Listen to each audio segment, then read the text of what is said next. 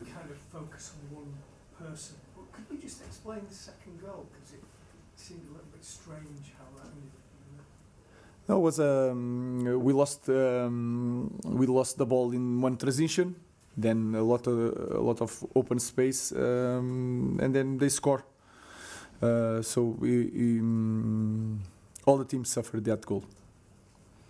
As Onana explained, because he seems to be going in One way. the wrong direction. Yeah, but Onana already saved us a lot of times. So we have to find a way when this happen to Onana or to Altai or to Tom.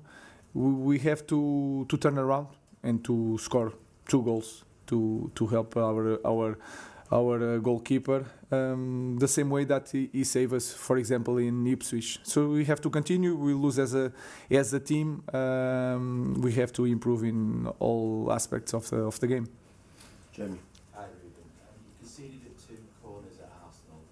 The first goal today, corner again. Whose fault is that? The players, yourself, your coaches? Why is that happening? It's more the when this happened is more the my fault, because I'm responsible, and we try to do it in the best way. We did a lot of work in this area because we saw it in the Arsenal, and it was really hard in this context to in the beginning of the game you suffered in the first play. It's really hard then to put energy in the team, but we managed to do it. We draw the game, and then in the second half the same thing, and then you feel it, in everybody, the fans, the players. Is really hard to transmit something like continue to do your job. We managed to score one more, but then was more like we wanted, but with not a lot of quality. May I ask, Xerxes and Rashford both scored twice against Everton. You haven't started them since, but what would you think? It's like this is like every game is a new history, so you have to focus on the opponent and what you see in trainings and in games. Every detail counts, and then you want to use different players with different characteristics. When you see an opponent, you imagine one type of game, and that is the reason Rasmus also scored 2 goals and then went to the bench. So we try to find the best team to win matches. It was a tough defeat today. It's been a challenging few days. How do you look back on that?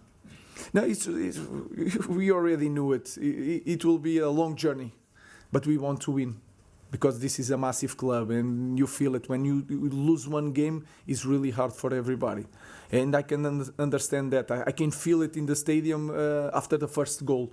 So we understand the context, but we have to keep in the same way, doing the same things. The same words that I have here with Everton, I have today. Continue focus on the performance, what we need to do. We need to improve on a lot of aspects of the game, and continue to do the same things tomorrow in training. And with yourself, I know you lost against Arsenal, but we've not really seen you, even at Sporting for the last few years, you've not had this. So how do you focus? How's your mentality? I had this and worse in Sporting in the beginning.